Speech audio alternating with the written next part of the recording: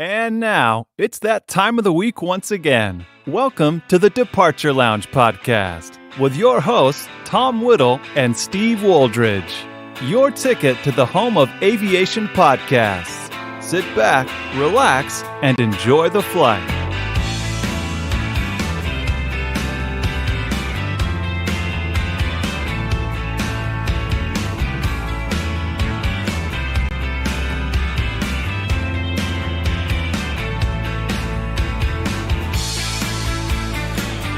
Yes, hello everybody. It is indeed that time of the week again where we sit and chat aviation for an hour. It is, of course, episode 25 of the Departure Lounge podcast here on the Departure Lounge YouTube channel. And if you're listening on Spotify as well, a very big hello to you. My name is Tom Whittle, and joining me this evening is my co-host Steve Wooldridge. Steve, a very good evening to you. How are you? Good evening, Tom. Good everyone. Evening, everyone on YouTube and catching up on Spotify, and I hope you're all doing well, and I'm all right myself. Thank you ever so much. Very well indeed. Also joining us for this debate for the rescheduled show that we should have done last week, but we're doing it this week, is Ian Hartley. Ian, a good evening to you. Are you well? I'm very well, thanks, Tom. Yeah, good evening to you, and good evening to you as well, Steve. I hope you're both well. I'm looking forward to tonight. Yes, I'm hoping that we're going to be able to get through it. Fingers crossed. Yeah, fingers crossed it all goes well tonight. It was a bit of a mare last week, weren't it? Yeah, so hopefully fingers crossed. But we made up for it last week, so everyone enjoyed last week, so it was all well and good. Also with us this week to talk about all the airlines in tonight's show is Samuel Taylor Ackroyd, a former guest of ours. Sam, welcome back to the show. How are you? I'm good, thanks, and thank you for having me back on the show, Tom. It was great last time, and hopefully it's good this time as well. Happy to be on. Fantastic. It's good to evening, Sam. Yes. Yeah, good to have you back, Sam. Let's fingers crossed get through this without any technical hitches. So let's jump into the housekeeping, and then we'll crack on with tonight's show. So to begin with, you can follow us on our social medias, which you can see on the bottom of your screen on YouTube, Instagram, Discord, Twitter. Of course, we're on Spotify, like we mentioned, and of course Facebook as well. So hit us up on any of those to keep up to date with the show and anything that might be happening in the future. Also, like as I said, we're on Spotify, so this episode will go up 24 hours from now, and of course you can take us with you anywhere you go. So do consider subscribing or following, whatever it is you do on Spotify, something like that. Of course, last thing, if you wish to become a guest on the show or to become a special sort of guest host on the show for debates like this, such as the position that Sam is in this evening, drop us a message and we will get you on. So, shall we dive into the very first one? Let's go for it. It's going to be an interesting show again, definitely this. Nice one. Actually, just before we do, I have put a poll in tonight's chat on the brand new British Airways special livery on the A320neo. Do we like it? Do we not? Put your votes in the poll, and we'll read out the answer at the end of the show. But yeah, also to hang fire for the end of the show, we do have a special announcement to come as well. So yeah, don't miss that at all. Let's jump into it anyway.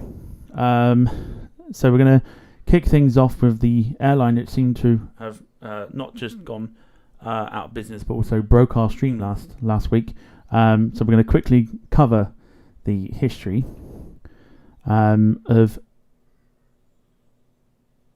Pan Am. Just bear with me 2 seconds. Not Pan Am, sorry.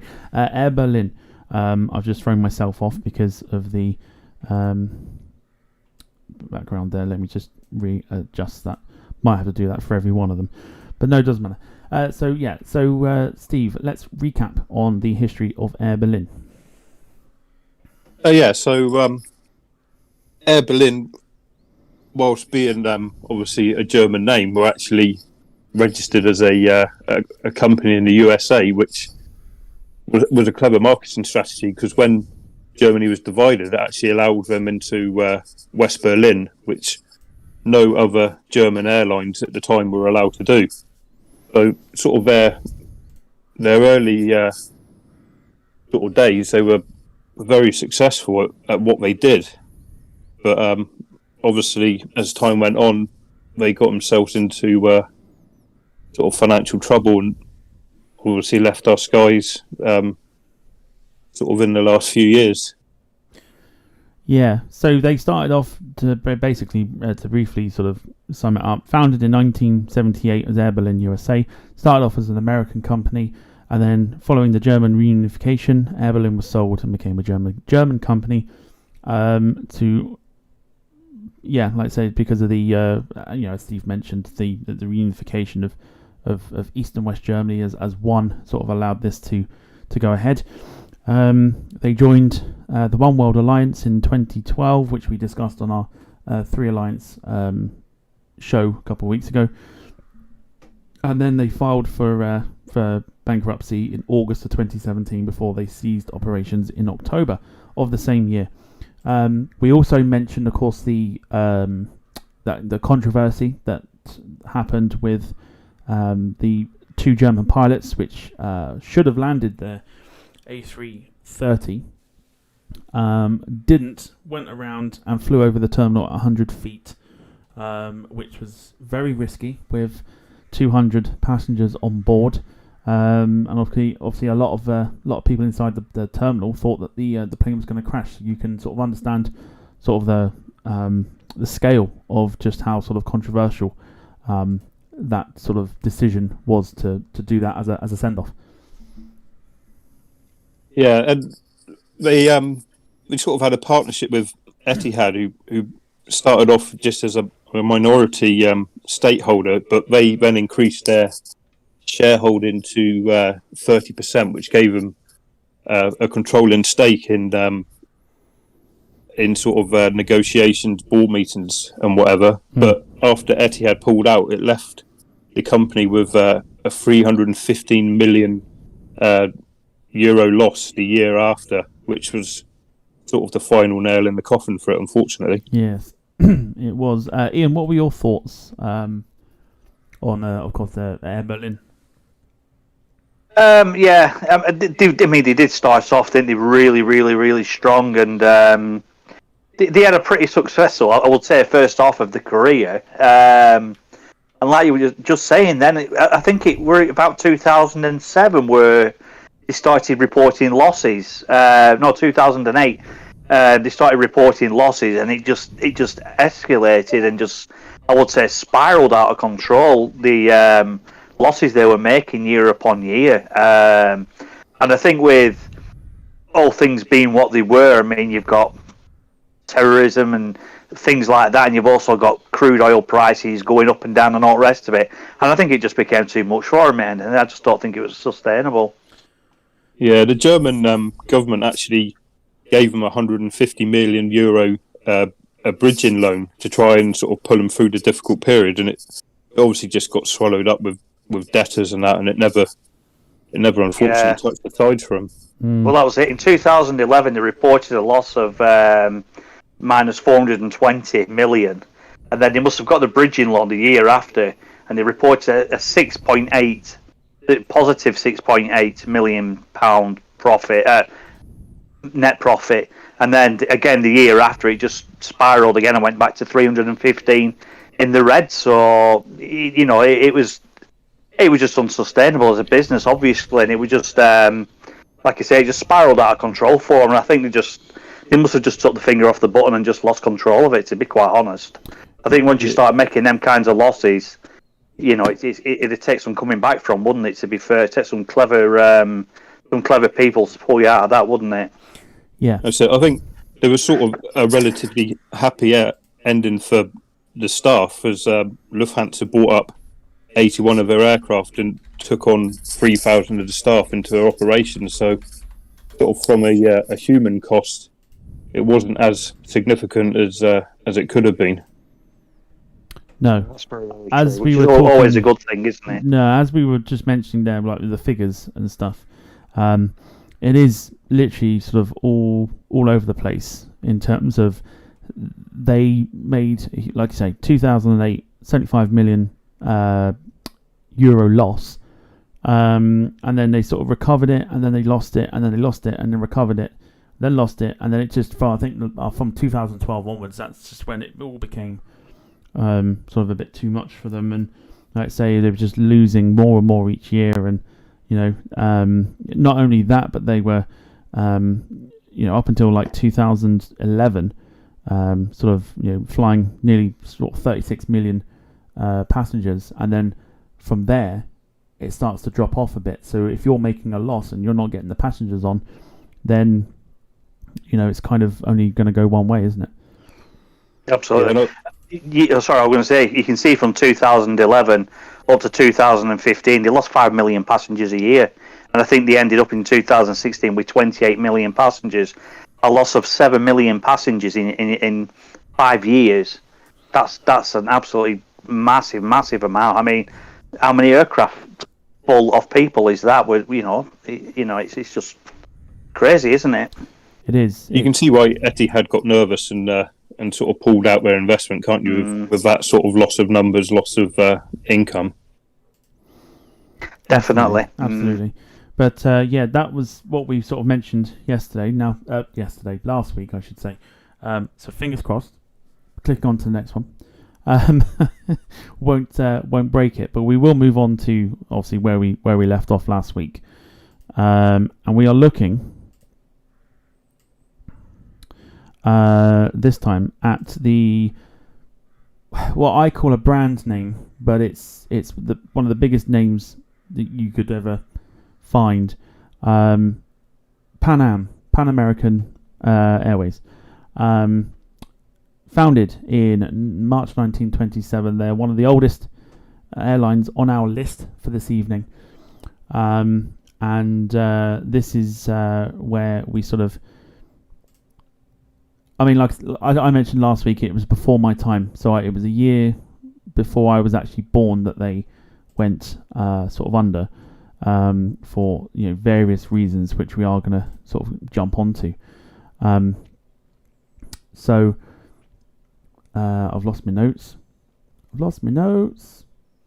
Why have I lost my notes? I'm going to hand this over to you, Ian, if you want to sort of kick things off with sort of Pan Am.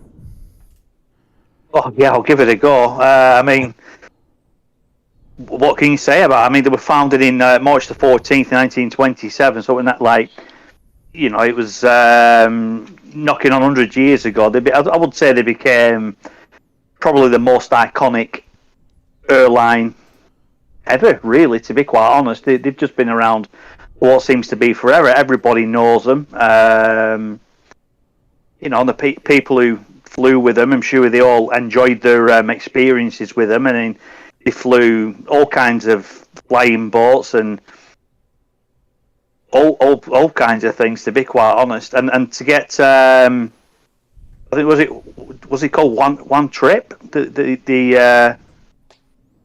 No, I'm thinking of somebody else. I was moving right up to the 1960s with the birth of Boeing 747s and jumbo jets, and for Pan Am to have such an influence and demanding that a company like Boeing create something for a specific airline, it shows just the clout what they had within the industry, didn't they? They had the if Pan Am wants something, Pan Am will get it, and that's how big they were. Well, their routes were extraordinary. 36 countries, covering every single continent bar Antarctica, sort of in the peak of it. And you think sort of aviation was in its there at the beginning. In 1970, they flew 11 million passengers in that 1 year. So they were huge. I did read that they were the second most recognisable brand in America behind Coca-Cola at one point in time. That's how big they were.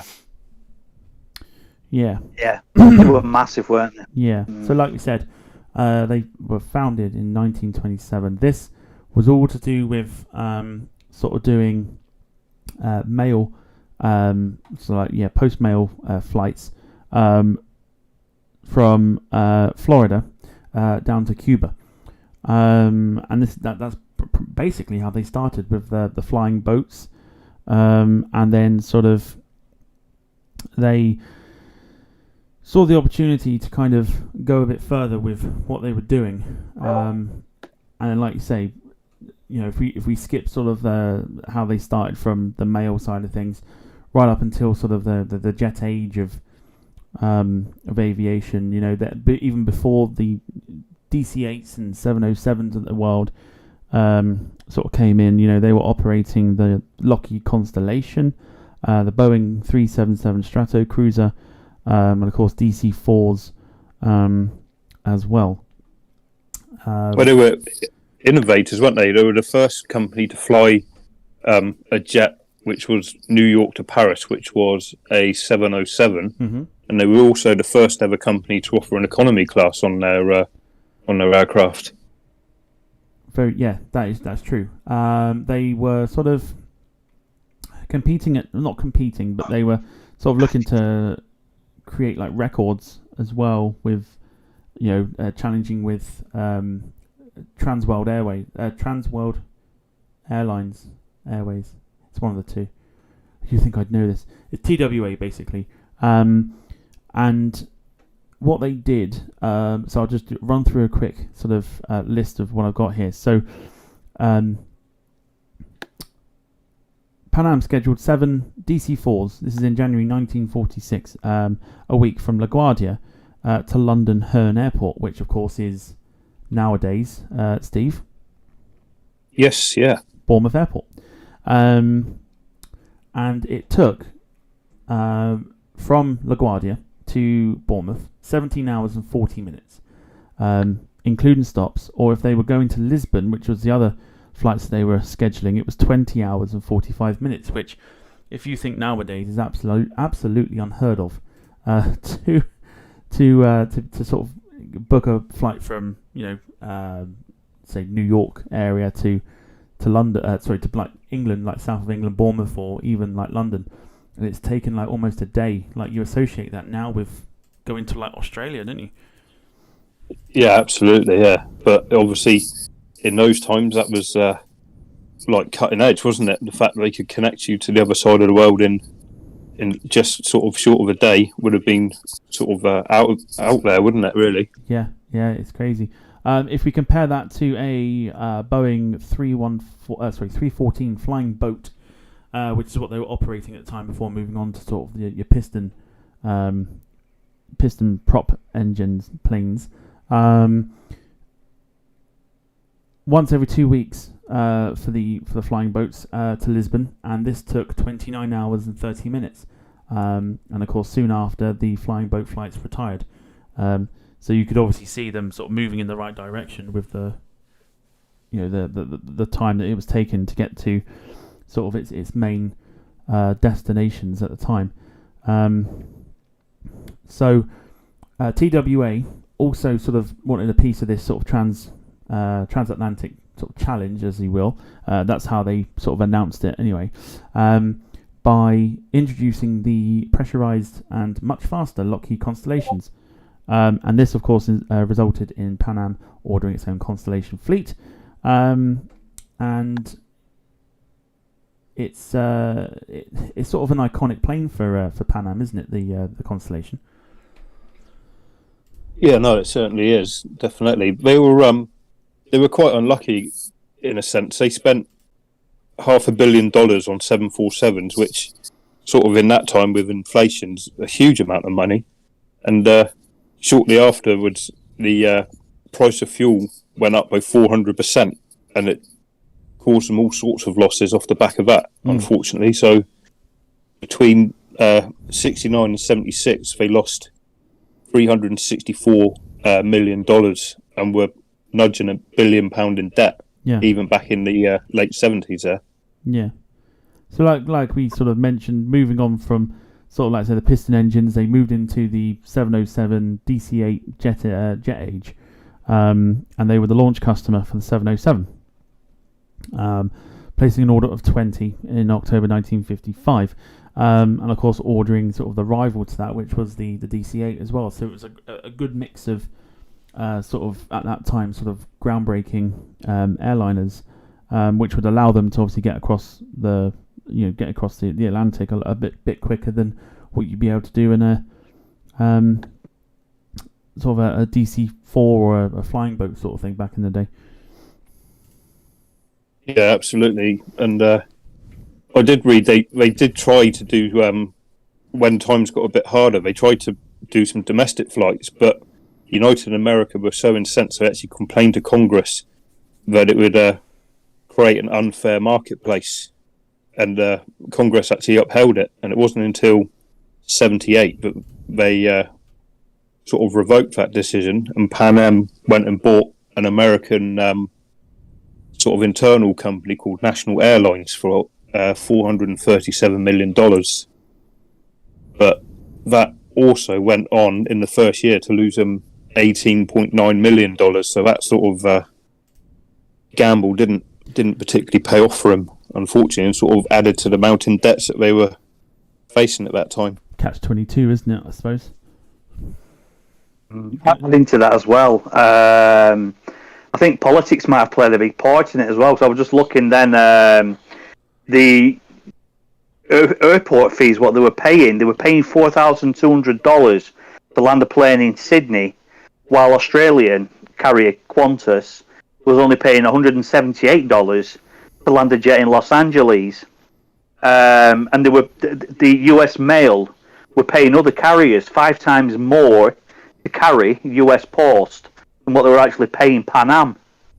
And then they loaned some money from an import-export bank, a United States-based bank as well, and they'd lent money to places in Japan, France and Saudi Arabia at 6%, but they charged Pan Am 12% interest on the money what they loaned them.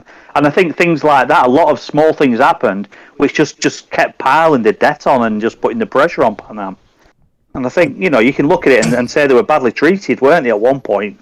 The name probably preceded them, didn't it? It's a bit like, I don't know, if you're selling a car and a millionaire shows up, then the price of your car suddenly becomes a bit more expensive than what you were originally going to charge absolutely. it.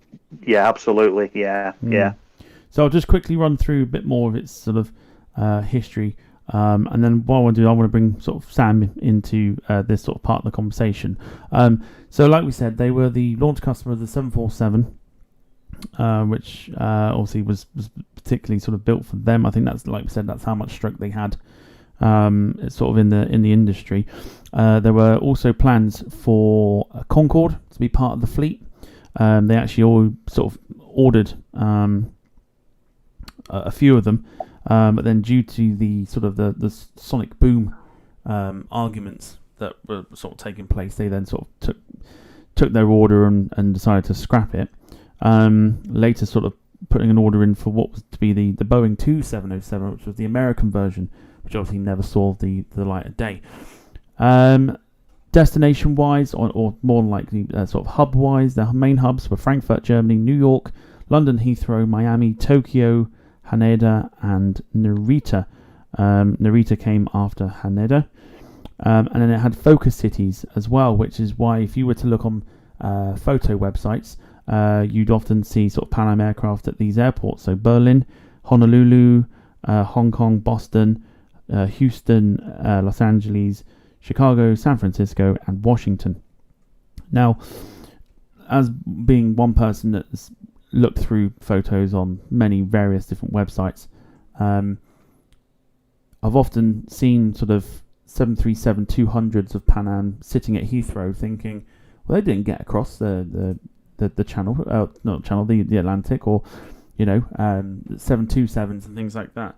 And obviously these were the focus cities, so it was almost like a separate hub. So things were looking sort of pretty cozy for Pan Am until a fateful night in December 1988. And this is where we want to bring sort of Sam into this. What can you tell us about sort of that fateful night in December of 1988? Well, it was a normal, calm, Christmassy night. It was a few days before Christmas on the 21st. And that night, I guess you can say, is when Pan Am's downfall started. And that is because of the tragic events that happened over Lockerbie on that night, involving the bombing of Pan Am Flight 103. I won't get into too much detail because, of course, this is live and some people are sensitive to this stuff. But I'll tell you that the flight was en route from Frankfurt to New York via London's Heathrow. It not long took off from London's Heathrow, and then that's when the tragic events happened, when the bomb went off, and then that's when Pan Am's downfall, I guess you can say, started. But anger was aimed at Pan Am for the role they played in their disaster, which is another thing that led to the downfall after the incident. Because of the role they played, they let the bag that was checked in and was unaccompanied by the one who checked it in, they put it on the plane, and the plane took off without the passenger who owned the bag accompanying it, which at the time was against the rules, because at the time, and it probably still is, the laws of aviation to this day, no aircraft can take off if a piece of baggage is on board but the owner is not. And the reason why that law came into place was because of another bombing which happened about 3.5 years prior to the Lockerbie bombing, involving Air India Flight 182. And after that aircraft was bombed, that law came into place, but Pan Am, for some reason, did not follow that rule, and for some reason, without proper notification, Pan Am stopped matching bags with their passengers at London's Heathrow Airport. There's no clear reason for that. And then that bag was checked onto Flight 103 that was carrying the bomb, and then the bomb went off over Lockerbie. Yeah, and it was sort of the lawsuit, which was $300 million from sort of the families and stuff, which sort of almost aided really in Pan Am's downfall. And then by the time 1991 came about, that was it for Pan Am, and you never sort of saw them in the sky again until sort of several attempts of reincarnations of them, which sort of ultimately failed. But you know, I imagine this sort of impact of Pan Am sort of leaving our skies sort of hit the US hard.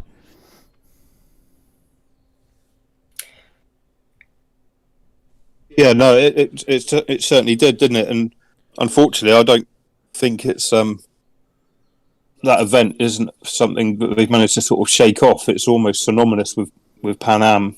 What happened that day? It wasn't just an aircraft. Everyone knows that it was a Pan Am aircraft that was unfortunate enough to have been on, and it obviously destroyed the reputation, along with the sort of financial hit that they took with it. Yeah, so we'll quickly jump into the bankruptcy side of things, and then we'll mention sort of the types of aircraft that they flew, and then we'll... and then should I tell you, because on Wikipedia I'm seeing that what happened to some of their aircraft, apparently some of them were delivered to different airlines, so afterwards shall I tell you which aircraft were given to which airlines or were bought by which airlines, I think after or when they went bankrupt? Yeah, no, that's fine. So Pan Am were forced to file for bankruptcy in January of 1991, with American airline Delta purchasing the profitable assets of Pan Am, which was its remaining European routes, except one from Miami to Paris. And sort of including in that is the Frankfurt mini hub, the shuttle operation, 45 aircraft, which Sam will mention shortly, and the Pan Am World Port at John F. Kennedy Airport for what I think is a very cheap $416 million. So 45 jets, routes, hubs, etc. $416 million. Excuse me. Which would have been seen as a good deal for Delta at the time.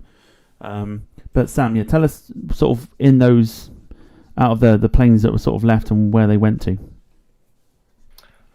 Some jet aircraft, such as the Airbus A310 Series 200 and Series 300, they were disposed to Delta Airlines, and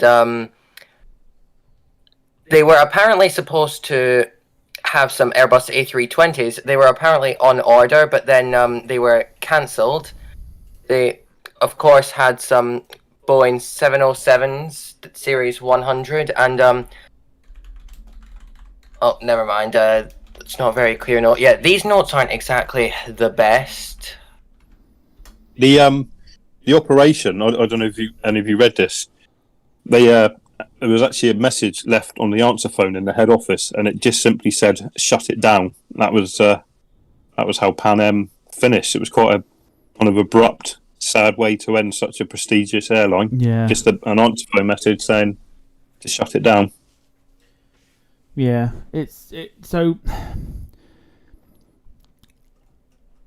a lot, like I say, for $416 million, for Delta to get the A310s, which I have a model proudly sitting on my cabinet of, so that's always sort of there to remind me that happened.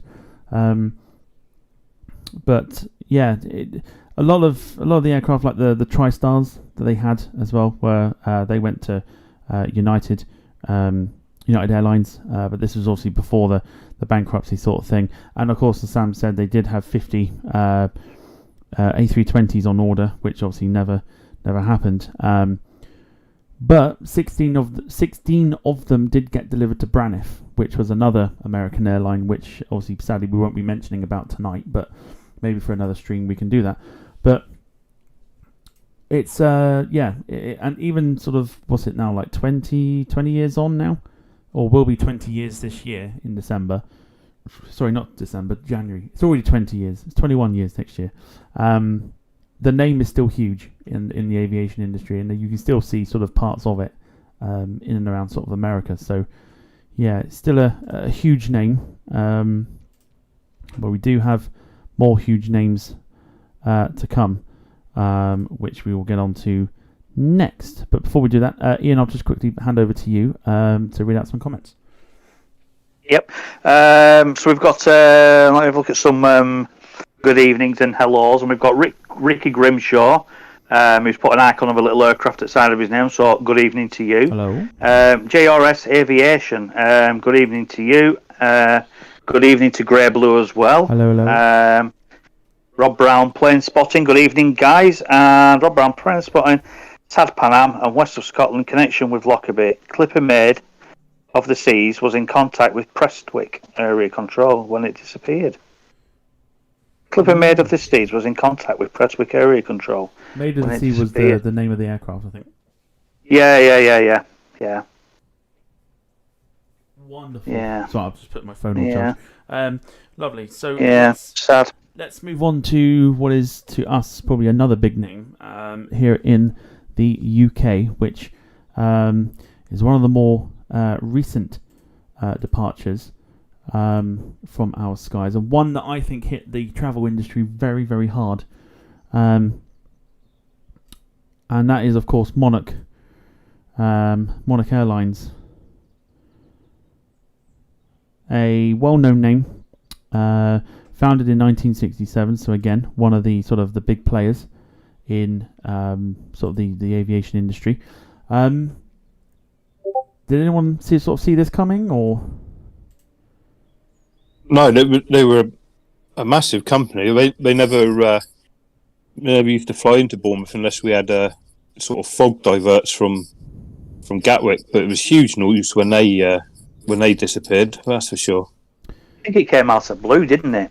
Monarch disappearing.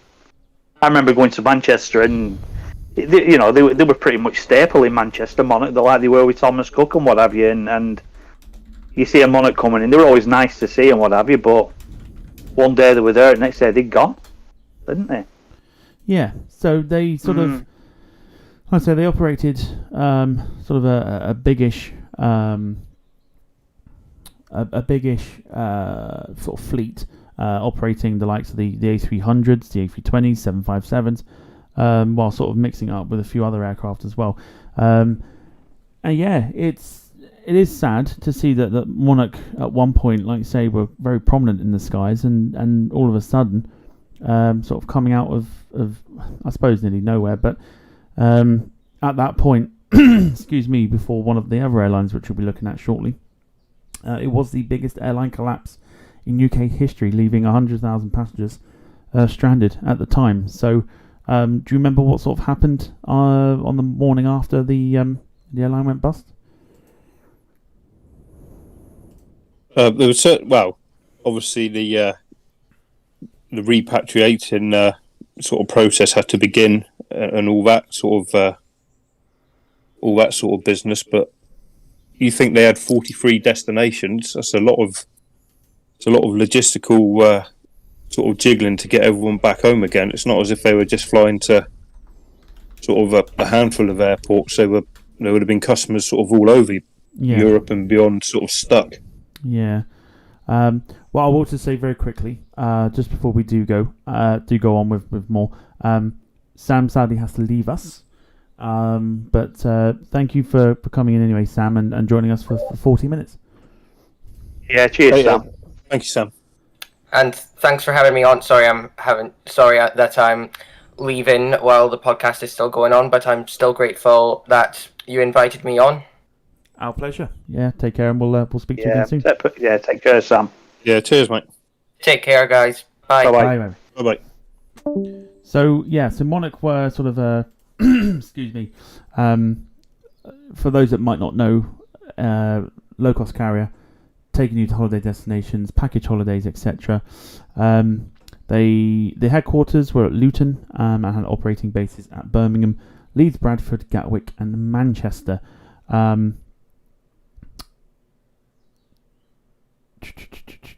Yeah, the final flight was into Manchester, and it was an arrival from Israel. That was the last ever flight that sort of came back in. But even the company, I don't know if they were expecting it to go quite as pear-shaped as it did, because they had 8 of the 737 Maxes on order, which suggests they were sort of looking to the future of the airline. Although all of their aircraft bar one were leased of them. They didn't actually own any of the aircraft, but the only one which was their asset, a company called Air Lease bought it off them, and it subsequently became an EasyJet aircraft. Yeah. So what's quite funny is that we're sort of looking at Monarch, who sort of in their sort of final years, before even getting that 737, were predominantly Airbus, and the plans were to replace obviously the A300s with the Dreamliner, and there were rumours about the ordering of the Dreamliner, which never happened, and they were replacing their A320s and A321s with 737 Maxes, so they were actually going to switch from being all Airbus to all Boeing. So I think that would have been an interesting turn, I think, to go from suddenly operating the likes of the 321 and the A320. And it's amazing that they didn't sort of opt for the Neo either, if they were still around, to kind of go forward.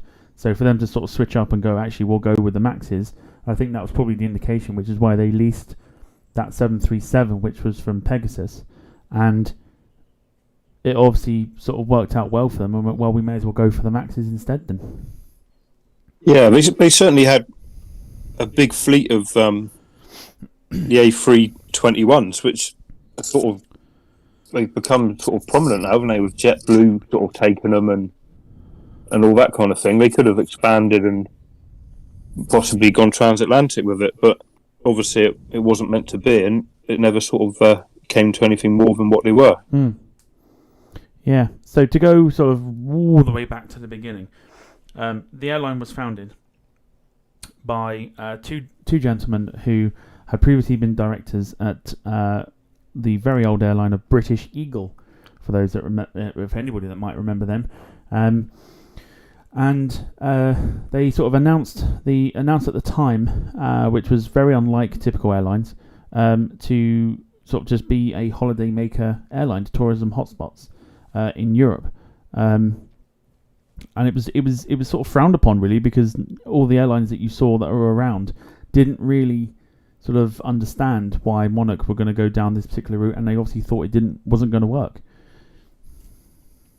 Well, yeah, the thing is, they weren't even playing second fiddle in Britain. They were sort of playing third fiddle, weren't they, behind Ryanair and EasyJet, and they were sort of trying to squeeze into a market that was already sort of saturated and doing well, and it has obviously contributed to their downfall a little bit. Yeah, it's strange. They started off with obviously the most famous sort of aircraft type to honour their fleet, which was the Bristol Britannia, one of which, of course, is sat at Duxford Museum, Duxford Airfield. But these were sort of, like you say, to sort of Madrid, and sort of, yeah, not so much obviously your Kosses or like Greece destinations, Malta, things like that. This was more kind of like your typical Spain, where you'd normally go for a bit of sun sort of thing. So, they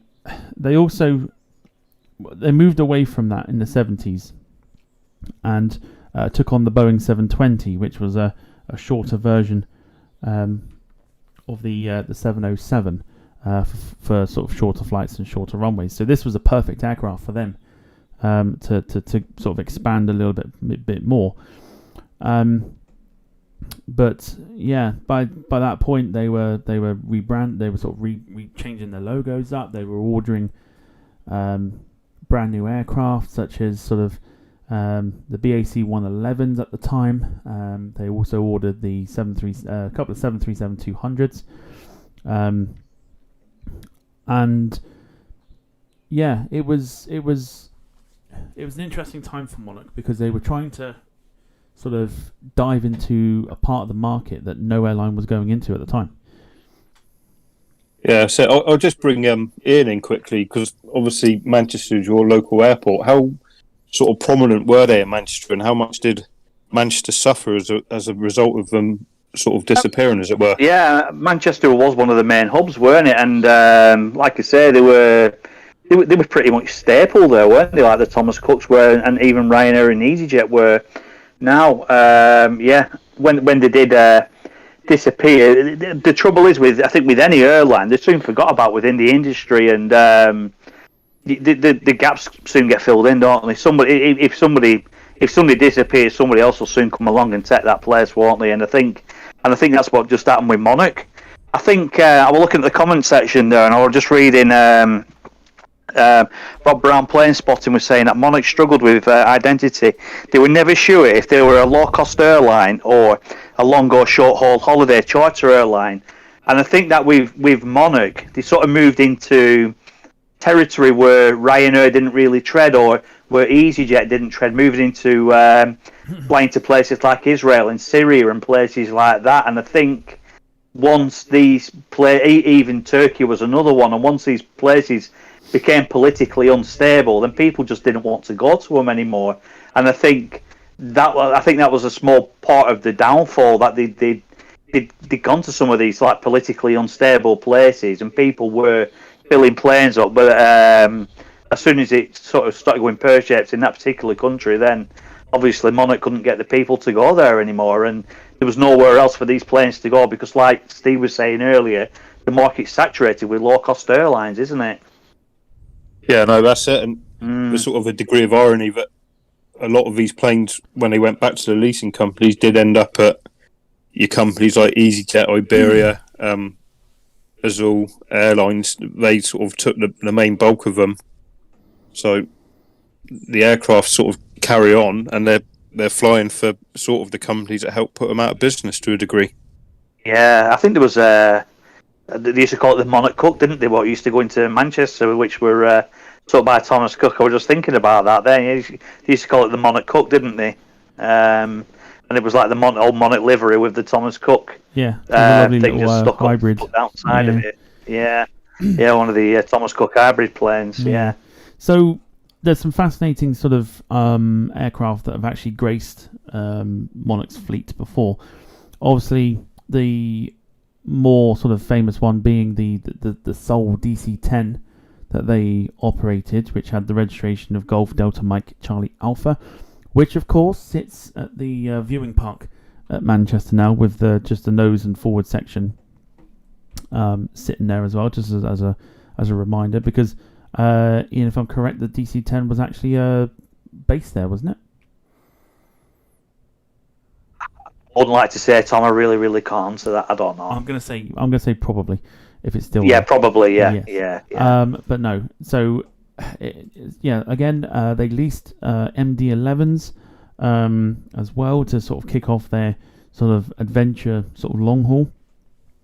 They introduced the A300 into their fleet in 1990, which was the first wide body aircraft to go into it, into the fleet, and also other airlines. They were the first sort of charter airline to order the 757 in the UK. So that was a pretty big deal for them. And then, like I say, introducing the A320, which became synonymous with the airline, and obviously introducing the likes of the 767, and of course the A330s as well, which obviously went on to play a huge part in the transatlantic flights and that. But the problems with Monarch started sort of 2014. They sort of were looking to find a way to sort of they were reviewing the company strategically to basically try and kind of cut down their sort of spending, really. And this is what led to the closure of their East Midlands base. Was a kind of, to try and stop money from leaking out as quickly as it was sort of coming in, sort of thing. So because of this, Monarch were sort of acquired by a group called Globus Travel Group, and this allowed them to have a bit more stability, a bit more of a finance a bit more leeway with their finances, and of course this also led to, as we mentioned earlier, the ordering of 737 Maxes at the Farnborough Air Show in 2014. So things looked good for Monarch at this point, but it never did it, really? No, it's a shame. Obviously, they were they were a huge company sort of to go under at the time, and particularly Ian sort of seeing them regularly, it was a real sort of loss to the aviation industry in general. This one, they had 2,300 employees. I'm not sure what happened to them, but hopefully they sort of found their way into work. And I think I could be wrong. When we had Johnny on the other week, he was saying that a lot of the Monarch pilots got offered positions within Virgin. So the pilots sort of managed to get other positions within Virgin Atlantic and the subsidiaries of Virgin and what have you.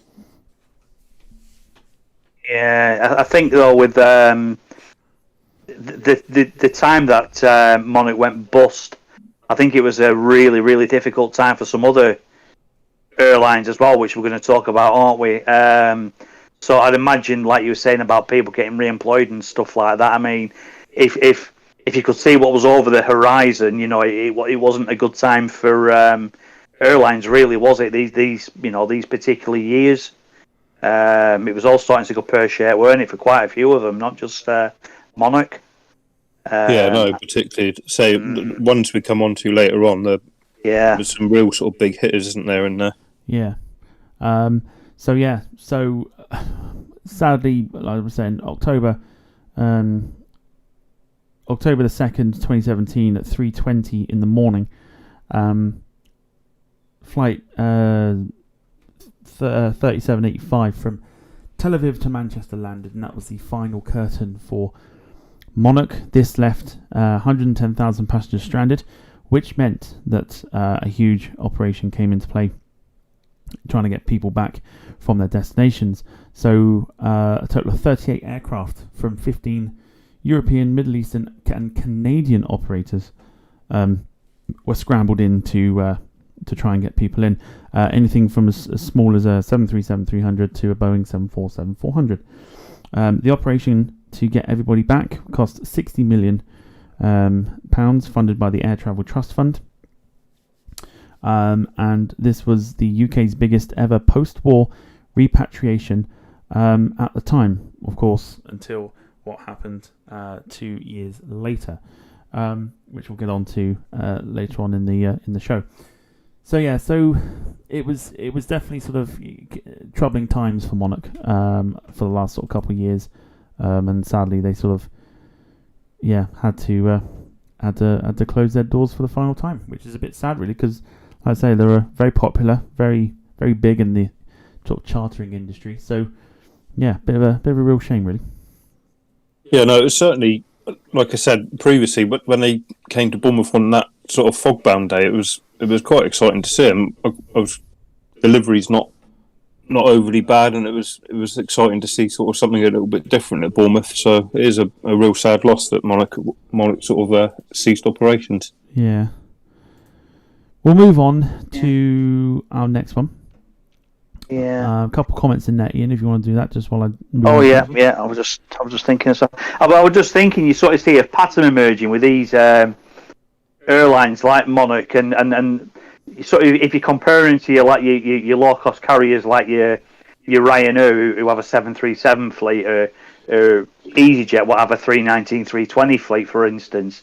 They're staying local, aren't they? They're staying local and they're being successful. But once they start trying to become big players and start getting into long haul points of flying and things like that, that's sort of when it starts going bad for them.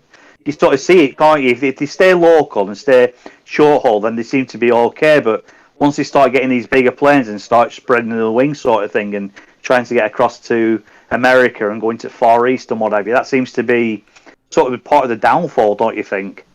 Yeah, I think the previous comment from Rob Brown Plane Spotting was spot on. They sort of lacked identity, didn't they, in the end? And you didn't know what they were doing. No.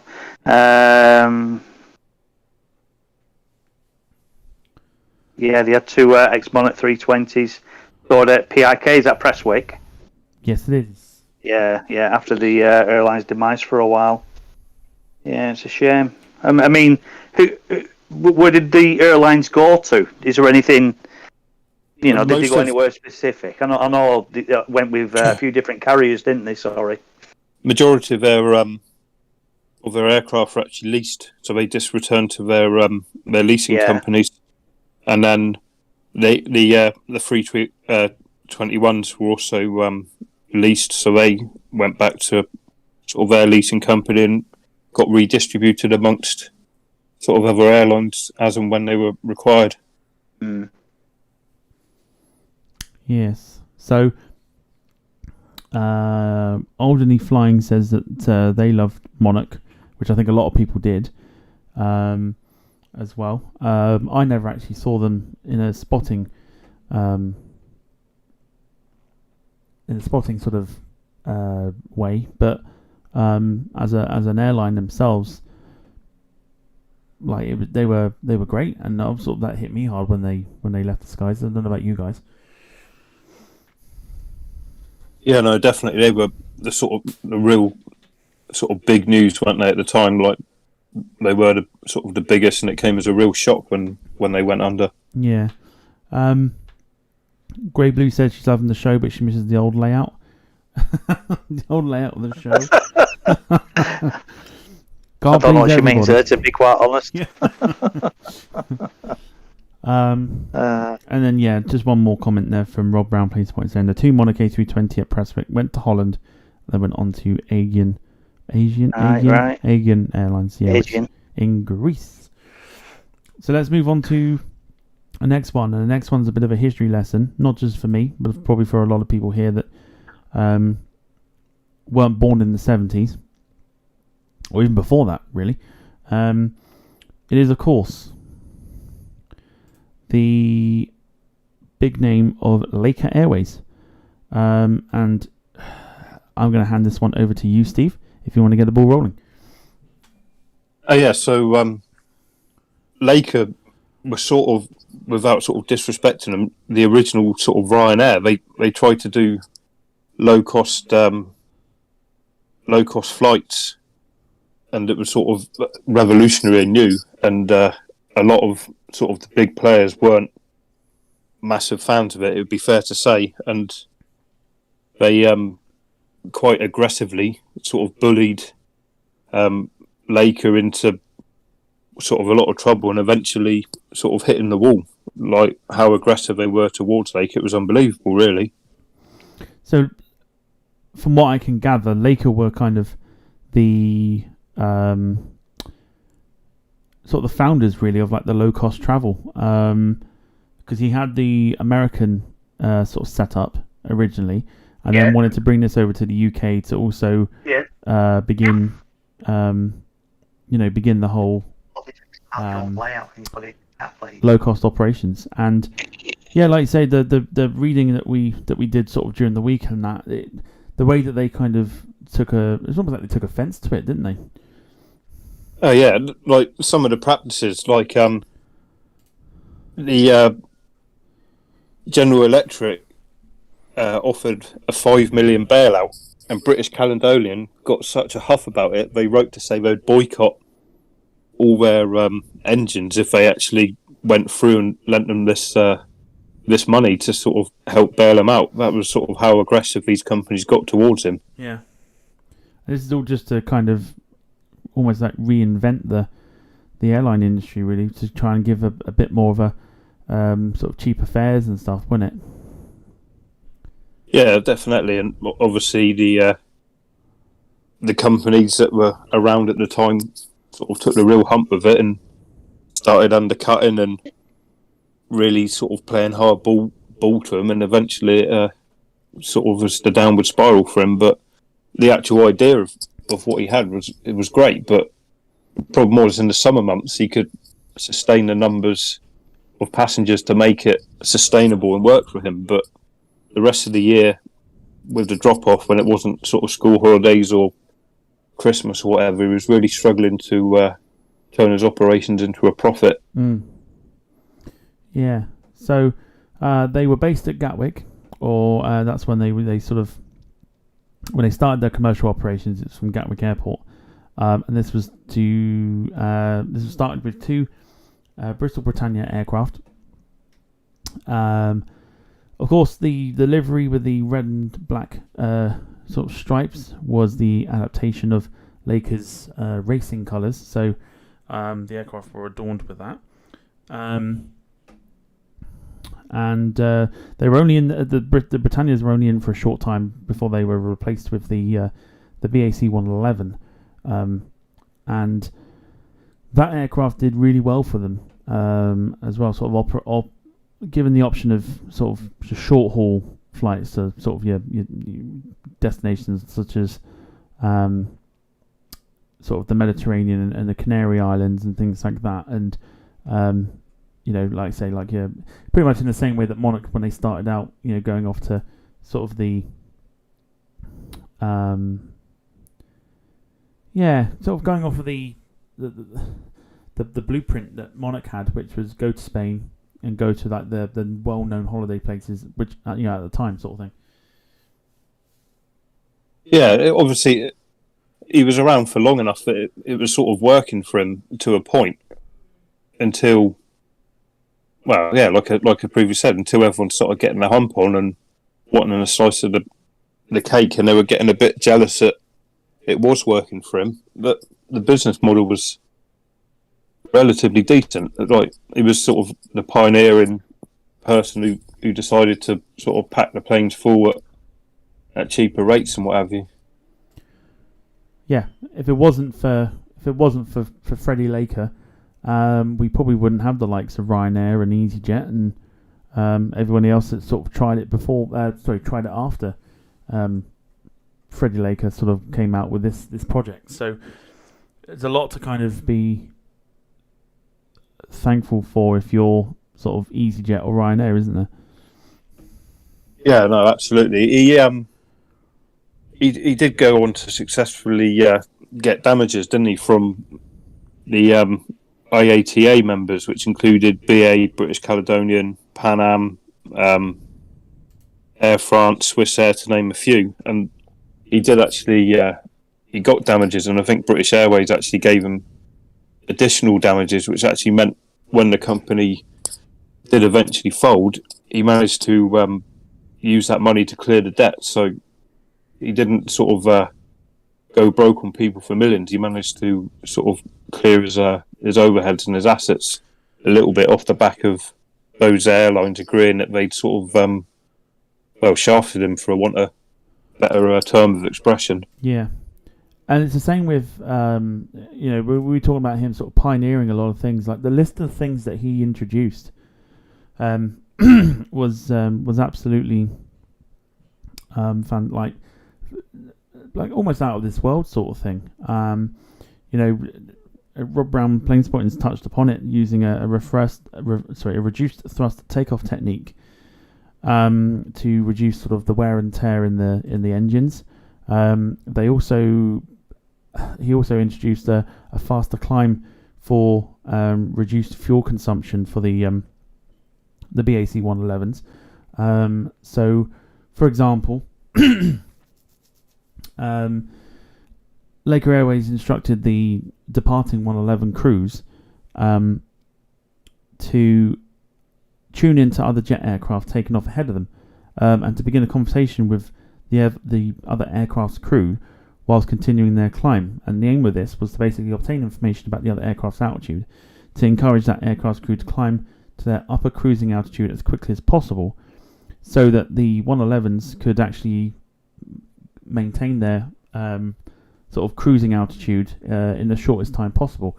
This helped the engines on the 111 actually not be at full thrust, and it also helped in fuel consumption. So it's another like very innovative sort of thing that, again, a lot of airlines at the time were sort of looking at it going, what is this guy doing, sort of thing.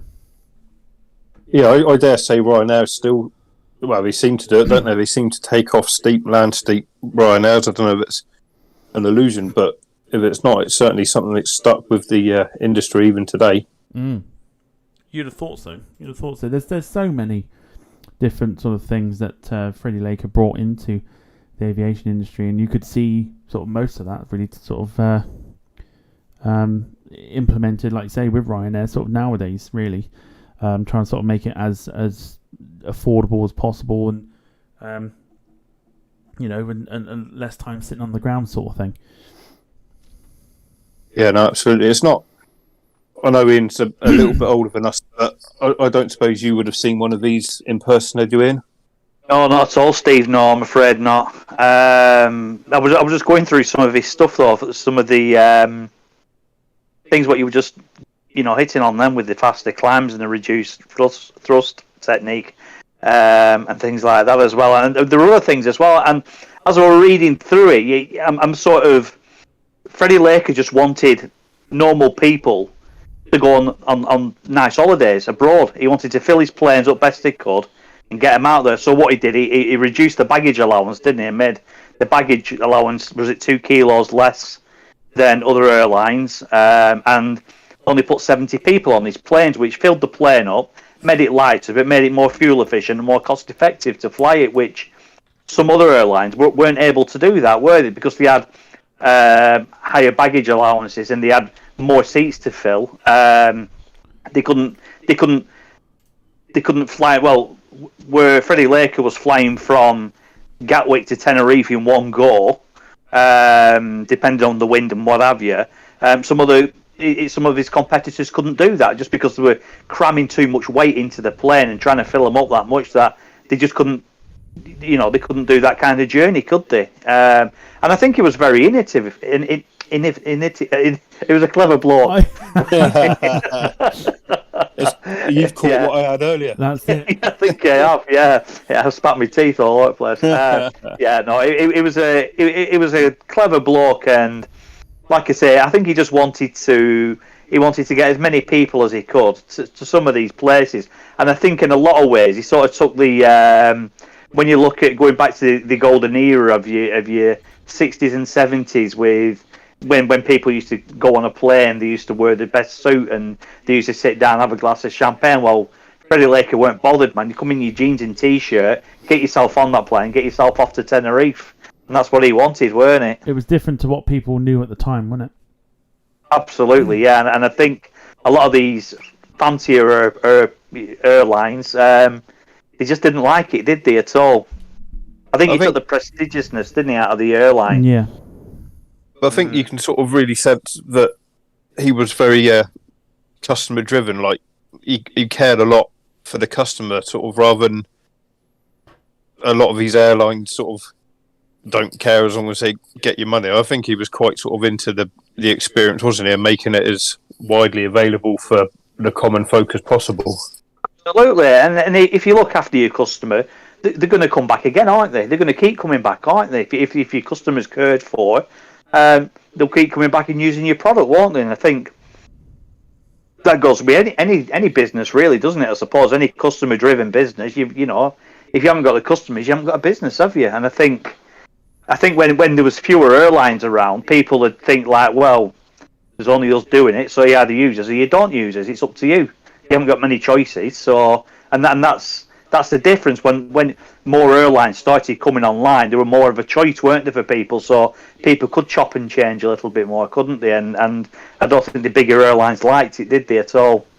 No, I think he's still held in quite high esteem, because when I was talking to a couple of people about this show, Laker was pretty much the first name that came up, followed by Pan Am. So he's still sort of really sort of well regarded and in the hearts of people who sort of remember that era of time. That's for sure. Absolutely. Yeah, like yeah, said, definitely. Without Freddie Laker, there'd be no Ryanair, EasyJet, sort of your low cost carriers. So he pretty much set the benchmark, and he is the blueprint for sort of today's low cost carriers. But yeah, it's such a shame. Like Ian said, and we've sort of all touched on this, just how badly he got treated by the industry because they didn't like it, and the sort of the aggression shown to drive him out of business was, well, it was unbelievable. It was, I don't like to use the word criminal, but it was just so aggressive, like how the other companies treated him.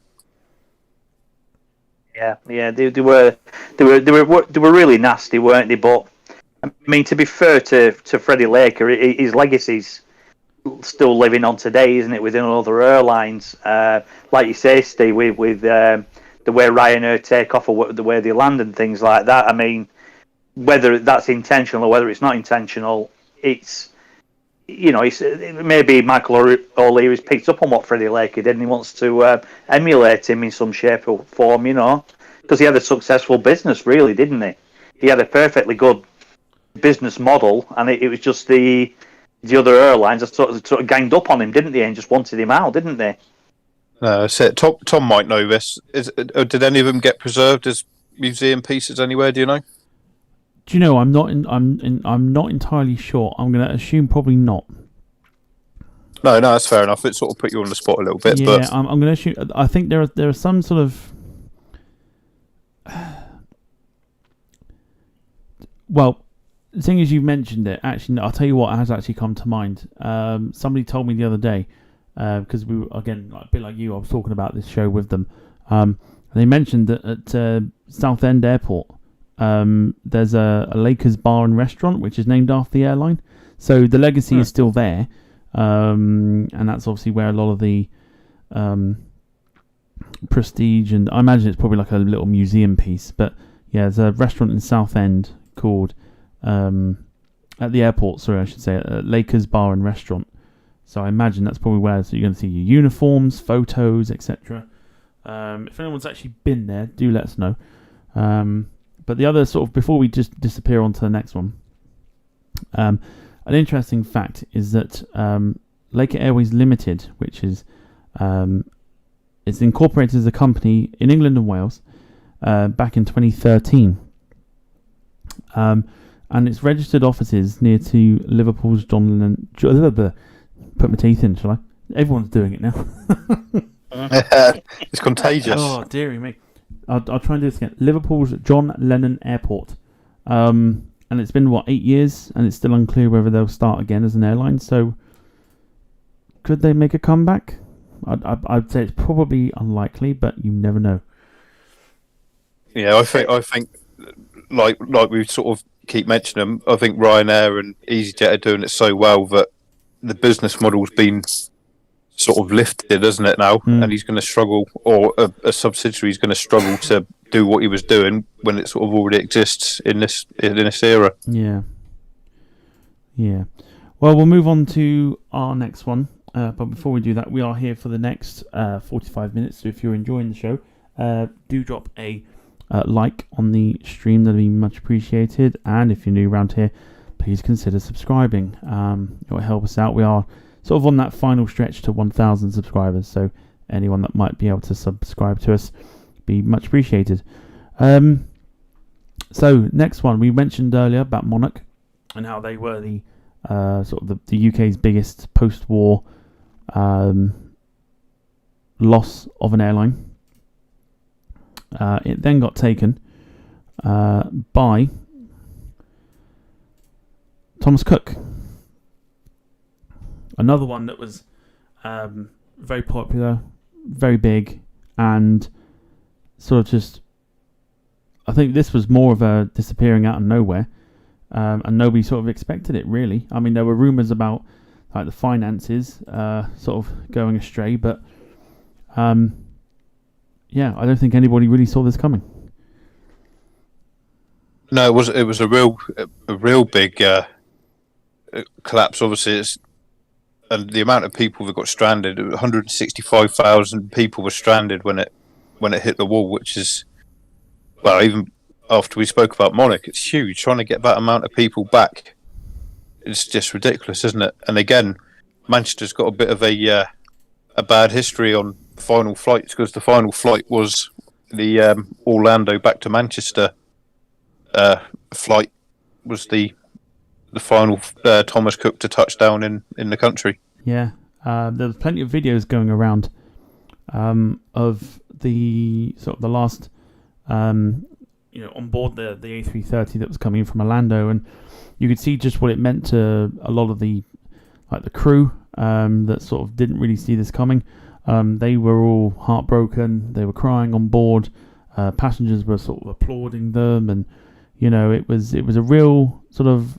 I think this hits harder than the Monarch demise, just purely because of the wave of emotion that a lot of the Thomas Cook crew were feeling at the time. And it like I said, there was no sort of warning. There was a couple of days where it was like, finances are a bit off, and then all of a sudden, for a lot of us sort of aviation fans were just looking at our phones, praying that we would never see the news that it would go under. And of course, these were prominent aircraft at like East Midlands, Gatwick, Manchester, Scotland, for flights across to America and down to your sunny sort of Spain, Italy, Turkey, those sort of places. So yeah, largest airline repatriation collapse. We'll go with collapse. The largest sort of UK aviation collapse ever, really. And like you say, 165,000 passengers. Of course, aircraft had to be drafted in from again, all over the place, including the Airbus A380, which was operated by Highfly. And of course Malaysia as well. Malaysia sent their A380s. So yeah, massive rescue operation. The airline itself actually was founded in 1999 as JMC Airlines. For anybody that might remember them, they're the ones with the bright green and teal livery. And then sort of after that in 2003 as Thomas Cook Airlines. But that was a merger between the Thomas Cook Group and of course My Travel, who had the orange sort of bubble livery. So yeah, it's a shame. It's a massive shame about the collapse of Thomas Cook. Considering their passenger numbers were going from strength to strength from 2015 onwards. Yeah, their final debts were absolutely huge. I found a stat of 1.6 billion. I don't know if you want to correct me, but that's certainly the figure I saw when it all went wrong for them. But the 330s they were flying, three of them were in. They had 7 of them. 3 of them were in such kind of poor kept status with sort of mould and damp in the plane that three of them were scrapped almost there and then in Manchester and never actually flew again. So they'd obviously the sort of upkeep of the plane weren't amazing. No. The other 4 330s got sent back to some of the 330s went back to leasing companies, and 2 of them went to a company called Sunclass Airlines. Yeah, the sort of the rebranding of sort of Thomas Cook Scandinavia and that for that one. I know one of the older A330s that was sitting in the older blue livery is probably still at Newquay now. Whether that's been scrapped or not, I'm not sure, but that was sitting at Newquay with no engines and just waiting for its fate to be decided, which no doubt would be to be scrapped because it's an old aircraft. So yeah, it's a shame really, because like I say, it was a much loved sort of airline between a lot of like holiday makers, and yeah, that week for holiday makers must have been dreadful, knowing that you've gone to your destination on a Thomas Cook plane and then you hear the news that they're no longer around. Of course, a lot of these people will not be following the world of aviation, so this would have literally come out of nowhere for them. Yeah, absolutely. This is probably another one for Ian, isn't it? With sort of how prominent they were in Manchester. Sort of how has that felt? Yeah, no, I think that they've been a massive loss, because you used to get the 300s in Manchester, and you know, like again, it was just bread and butter stuff to Manchester Airport, and there was always Thomas Cook planes knocking about, and they were always coming in, they were always going out, and you know, you'd get there was the Aeroflot livery one as well, weren't there? You know, the hybrid livery. Yeah, Thomas Cook planes, and you know, you'd always and there were one with the Pride Heart as well on the side, weren't there? And you know, there was some like variation. There was the Cook's Club one, the famous Cook's Club. I think that were a 330 as well, weren't it? 320. Or a 75, or a 321, that one, sorry. Yeah. So yeah, and you know, they were always nice to see, and I always thought the livery were really nice. You know, so you always used to get a picture of them. Even like I say, even though they were bread and butter, like your Ryanair and your EasyJets, but you just tend to dismiss and just let them come in and go out again.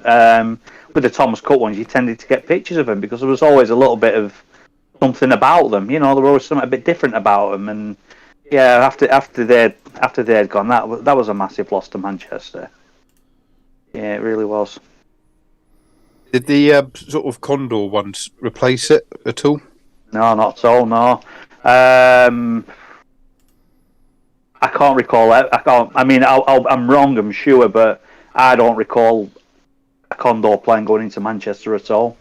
And I'm sure I'm wrong. I'm sure they have been, but not off the top of my head. I can't think of one, to be quite honest. No, I don't think they did. I think they were just replaced with repatriation flights, and then as soon as everybody was back, that was it, wasn't it? Yeah, but they never used to use the Condor at all going into Manchester. No. Yeah, because they had a really large fleet, didn't they, of the 321s, like the A321s, and a lot of those an air lease company bought and sort of ended up at Smart Wings and places like that. Smart Link, sorry, they ended up. Yeah, Thomas Cook, they took all sorts from anyone, really, didn't they? Like I said, there were no. I think they were dead set on providing a good product, weren't it? 'Cause it was always the full package, weren't it? I mean, you'd go into your local town centre and you'd be able to go into a Thomas Cook, shop. Yeah, you go into into your holiday shop. I forget what your travel agent. That's the word I'm looking for. Yeah. You go into your Thomas Cook travel agent, and you could get everything. You could walk into a Thomas Cook travel agent, talk to Thomas Cook staff, and then go to your Thomas Cook aircraft. And then get off your aircraft, and then go to your Thomas Cook hotel. So they were providing the full package, weren't they? And I just think, I mean, when you look at the state of outside of some of the shops, for instance, even looking at the state of the aeroplanes, they didn't bother about having them repainted or anything like that. They just wanted them to do that job, didn't they? To do the job of getting the people from A to B, and that's what they were. And I think that's where they put all the money into the experience rather than the actual, maybe the infrastructure of the actual company, because they have over 500 travel agents, which all had to be paid for. And I don't know how many aircraft they flew, and I don't know how many hotels they had, but the infrastructure of the actual business was huge, weren't it? Yeah, no, that's it. If one sort of aspect of it begins to let you down, then it's going to be a knock-on across the entire sort of business, isn't it? That's right. And you were saying there, Steve, about when we're at 2-330s, you were saying, when they came into Manchester and they just had to scrap them because they were that bad. Yeah, no, full of damp and mould and what have you, and they just weren't fit to be sort of reallocated to anyone. So it sort of confirms your point that they didn't particularly sort of care for them. They obviously had to be safe and operational, but they sort of flew them tired until they weren't sort of flyable anymore.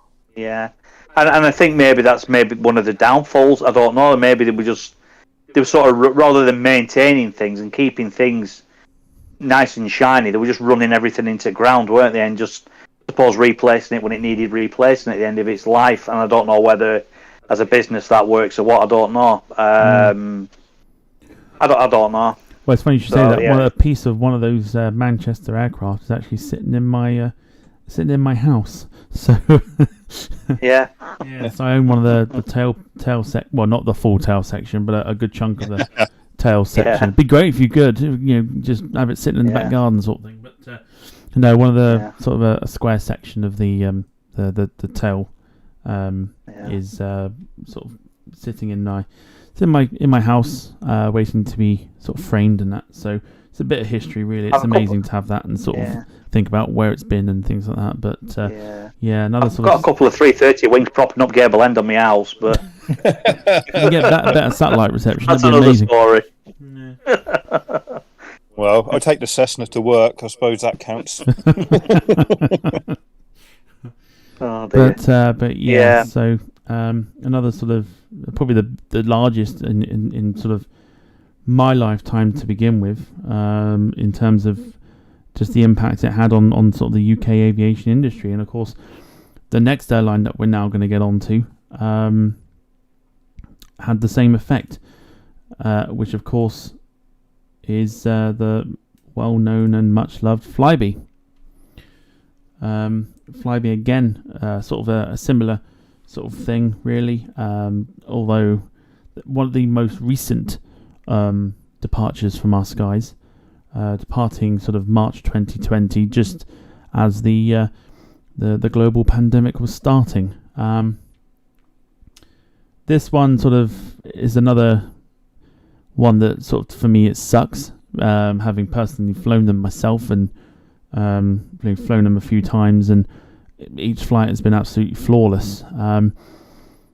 And then sort of reading up, and they were in trouble, and then they got bailed out, and then they were in trouble again. It was heartbreaking to see these guys leave the skies. What do you guys think? Yeah, certainly for us in the south of the country, Exeter and Southampton, they were hugely prominent down here. And I did see that outside of London, they actually provided more than half of the sort of UK domestic flights. But going back to Exeter and Southampton, sort of operations, they've almost sort of shut now, barring a couple of sort of Jersey flights, a little bit of sort of internal flights. Those two airports in particular have massively taken a hit off the back of Flybe disappearing. Absolutely. Those that aren't aware, Flybe was sort of based down at Exeter. That's where its sort of main sort of hub was. But also had hubs in Birmingham and again Manchester. Focus cities were Aberdeen, Belfast, Edinburgh, Glasgow, Newquay, Inverness, Isle of Man, Jersey, and of course Southampton. And this not only hit obviously the UK aviation industry hard, but also the southwest of England, as we were mentioning. I live sort of near, or sort of in the middle, I should say, of Exeter and Newquay, and they provided a connection to places like London and, you know, the cities that we just mentioned, like Glasgow and things like that, in order for people to, you know, not sort of get the train and spend so much money to kind of either drive up to London to catch a connection sort of thing. So for us, it was a connecting airline. But as soon as they left, it was almost like we were left in the lurch again, because, you know, from without Flybe, there was pretty much nothing. And, you know, whilst airlines now have stepped up, like British Airways and Eastern and airlines like that, it hit us big time to sort of have us left in the middle of nowhere, really. Yeah, I think I sort of know more about Southampton and Exeter with the local news and that, but I think they were so concerned that if they hadn't have got the runway extension planning permission, which went through a few months ago, it really could have sort of spelled the end for Southampton, because sort of 3 flights a day to Jersey and Guernsey really doesn't sort of necessitate the need to have an airport really serving Southampton anymore. Same with Exeter, really. Exeter was I'd say one of the main hubs. If you drove past it on the A30, like every time you would see a Flybe aircraft. So to not see that and to sort of see just how much it sort of had the effect of leaving us in the lurch, and that it was you know, one of those ones where you felt it more down here in the southwest than I think you did anywhere else, just because it was that connection that you had to major cities and that. Obviously, operating a fleet of Dash 8s, and I think that's what they were going to do moving forward, was to operate Dash 8s and get rid of the Embraer planes that they had, just to see if that would help them out, but it didn't. They were sold. Of course, this made news. They were sold to Connect Airways, which was a British consortium, which was sort of on behalf of Virgin, and this was sort of seen as a sort of a saving grace for Flybe, and they were going to have their name changed, weren't they, to Virgin Connect, if I'm correct. I'm pretty sure that's what they were called. Yeah. Sorry, go on in. No, it's all right. Go on, Stel. I was just going to say they were going to rebrand as Virgin Connect, and that would have retained their operator certificate, wouldn't it? So it would have been all right, and they would have been saved, wouldn't they? Yeah. But yeah. It just weren't to be, was it? Yeah, for a sort of essentially what was a regional airline, they still had a fleet of 63 aircraft, 56 destinations, and they were sort of regularly getting 8 million passengers at a point in time.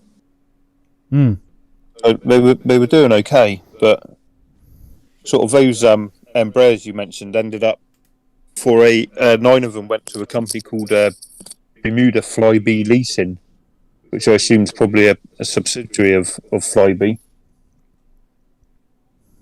Possibly. I'm not too aware of that, but as we mentioned, yeah, they were sort of one of the world's largest operator of the Dash 8. For such a small little aircraft, airline, I should say, to have that sort of recognition behind it was a big deal. They were creating partnerships all over the place with obviously the main sponsor of Exeter City Football Club. They sponsored the rugby side Exeter Chiefs. They also sponsored the ITV weather forecasts on the ITV main channel, ITV Wales, ITV Meridian, ITV West Country, STV, and UTV, which is the Northern Ireland sort of version, and also the sports sections of the Manchester Evening News and the Express and Echo, South Wales Echo, and the Isle of Man Courier and the Isle of Man Examiner, which were all newspapers. Yeah, they did. They did for a little while also sponsor Southampton Football Club, which is probably as good a reason as any for me not to fly with them. But they did. They did have Southampton for a little while as well. Yeah. Also, if we're going to mention other football clubs, Birmingham City between 2003-2007, Norwich City between 2006-2008, and Inverness Caledonian Thistle of Scotland between 2007 and 2010. So, yeah, it's a shame. They had different divisions as well. There was a Nordic division, which was a contract with Scandinavian Airlines. They also had a contract with Stobart Air. Of course, Stobart Air themselves no longer around. Contracts with Eastern as well. And they even purchased Fincom Airlines, which is a small sort of Finnish airline. And that was rebranded to Flybe Nordic. So things were going all right for them. It's just a shame that obviously things now are, they're not here. And obviously with the the end of the operations and stuff, because of the government not willing to bail them out again. Yeah, some of the Dash 8s did find new homes, and this is your chance for a second week in a row to hit your impression. But some went to a company called Lux Wing, some ended up in Cobham, Australia, and some of them ended up as a waterplane in Canada for a company called Conair. Why did you put down the bunny? I set them up, you knock them down. Absolutely, it's like bowling strikes every time. But amazing. That's right. Yeah. So Rob Brown Planespotting said the same thing, that some Dash 8s have gone to Canada as firefighting aircraft. There's a couple of comments in there which I'll just quickly read out. So we'll go back to the Thomas Cook side of things. Rob Brown Planespotting says that the My Travel and JMC merger was probably the start of the troubles. What do we reckon about that? It could well have been sort of again, like Ian touched on it earlier on. It's when these companies start expanding and getting outside influences, stuff seems to start going wrong from when they've not stuck to the original business plan that made them successful in the first place. Yeah.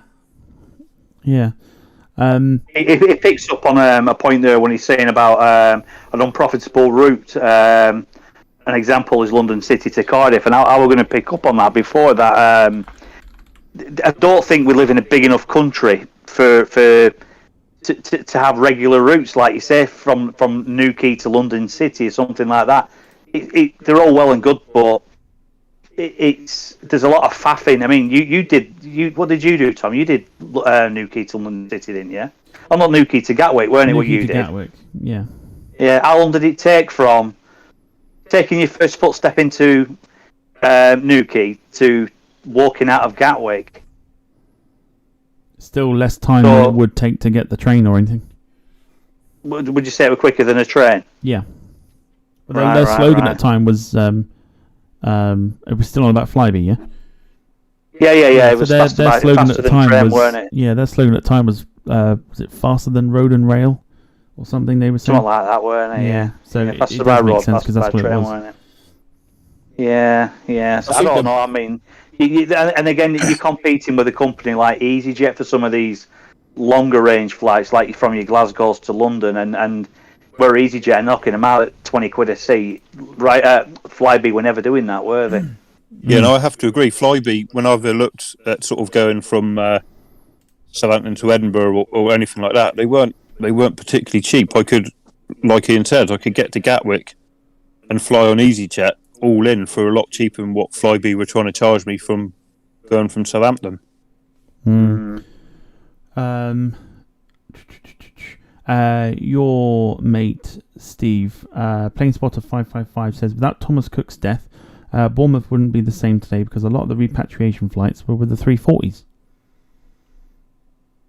Yeah, well, true enough. Yeah, of course. Different View Photography says, what airline do you predict might struggle next?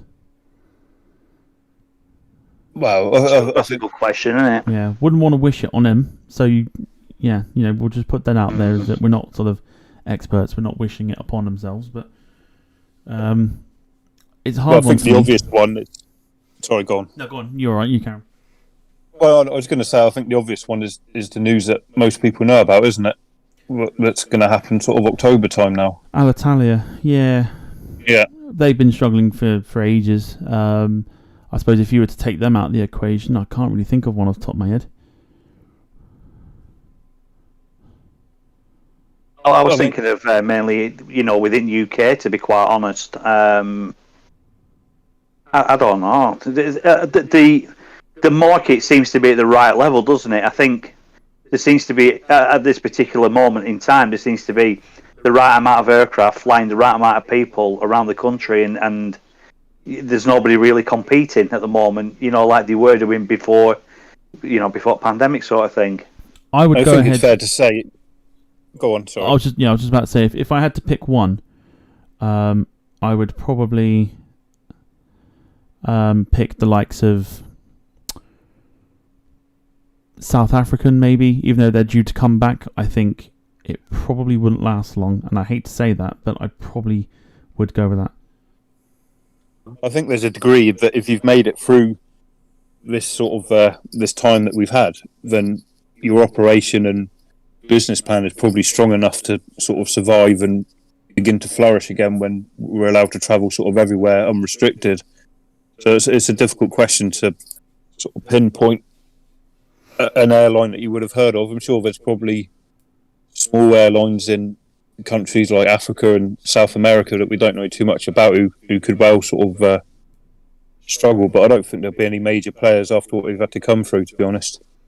No, like I said, I can't think off the top of my head, really, apart from the likes of South African. Grey Blue says, good show, guys. So thank you very much. Rob Brown plays point again, says, Flybe again had identity issues, struggled to compete with the low-cost carriers, used to fly unprofitable routes. One example was London City to Cardiff, which we mentioned. Leo911 says, is third runway good idea for London Heathrow? Just a quick thought on that one. Is it yes or no? Well, at this particular point in time, then it's not really necessary, is it, until the numbers get up. But I dare say that if they do want to put a third runway down, there'll be so many objections and red tape, it will rumble on forever before it actually gets done.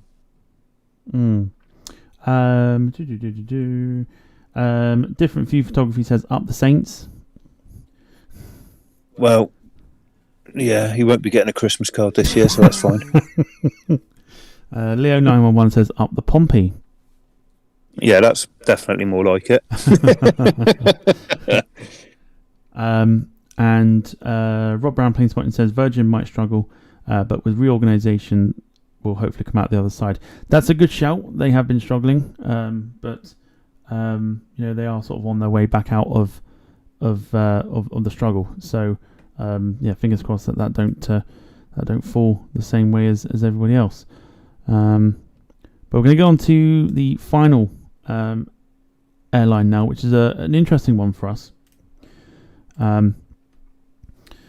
because we put a poll out and we wanted to see which one of these airlines. There was 4 airlines that we picked. This one was an absolute landslide. So we're going to do a discussion on Swissair. So Swissair obviously was the first incarnation, obviously, of what we know now, which is Swiss International. Founded in 1931, so a few years after Pan Am, and ceased operations in March 2002. At one time, had one of the biggest fleets of aircraft in Europe. And the story behind the bankruptcy is an interesting one, isn't it? Yeah, no, definitely, and it is ironic that it was known as the Flying Bank for a while of its service because of its financial stability. But sort of in the 90s, they overexpanded, and it created them such a financial burden that they couldn't sort of keep up with their operating costs. That's it. So they created a group with 4 subdivisions of the airlines of Crossair and Balair, for those that remember. And yeah, like you say, the overexpansion sort of really cost them, as well as sort of other issues that came along the way. Operated for 71 years, and they were known as the Flying Bank due to its financial stability. An iconic livery, an iconic aircraft that were operated by them. Well-known sort of, let's say, liveries and logos and everything else. And also part of the lesser-known alliance, which was called the Qualifier, which I think you guys have heard of, right? I'll be honest, I haven't heard of it. No, I haven't either. No. I was aware that they'd accepted, their invitation into the One World Alliance, but I think they had beef with British Airways, didn't they? So they decided not to take the offer up, didn't they? So a quick one in terms of Qualifier. So it was sort of the 4th alliance, but not as huge as the ones that we mentioned: One World, SkyTeam, and Star Alliance. But Sabina, Ian's favourite, Air Portugal, Yep. Air Europe, and LOT Polish Airlines were all part of this, and they all had their own livery, which meant they had to have a bit of blue on them, which also meant that so you can see on the picture there the MD-11. Instead of a grey belly, it was blue to represent that they were part of the qualifier group, and they did the same on the Sabina aircraft. TAP Air Portugal had a sort of a blue wave as opposed to a blue belly. So it wasn't the biggest of alliances, but yeah, Swissair. Let's just jump into sort of the whole reason it sort of went under, really. So unfortunately, the start of the downfall was due to the terror attacks in America in 2001, and it's sort of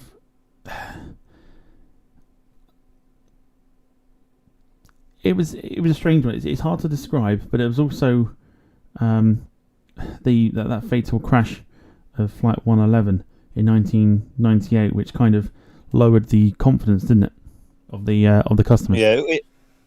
Equally, it cost them a lot of money in a lawsuit, which obviously if they were already sort of struggling a little bit, you don't need that on top of it as well, and it would have dented sort of customer confidence in the brand as well, I'd imagine. As we know, like we said, with the what they were supposed to do was actually merge with Sabina, and become a whole new sort of airline, but it was impossible because of Swissair's financial crisis. And then, like I say, they went under, and of course, the assets then went to Crossair, which was at the time a subsidiary airline for Swissair, and then Crossair became what we know now, which is Swiss International Airlines, taking over the aircraft of the A320s, the MD-11s, etc., and sort of being, well, I suppose the flying bank of the modern era. Yeah, they were a bit unlucky, weren't they? In 1973, they had to cough up 12.4 million Swiss francs as a ransom fee after an employee was kidnapped in Argentina. I don't know if you saw that, sort of doing your research on it. So there was a number of reasons in terms of the increasing competition with low-cost carriers as Ryanair and EasyJet as well, which obviously forced Swissair to lose passenger revenues. This was obviously at the time where those airlines like Ryanair and Swissair and EasyJet were sort of starting to come into their own and starting to sort of modernise their fleet and offer sort of a better product, really, and really take over that low-cost carrier.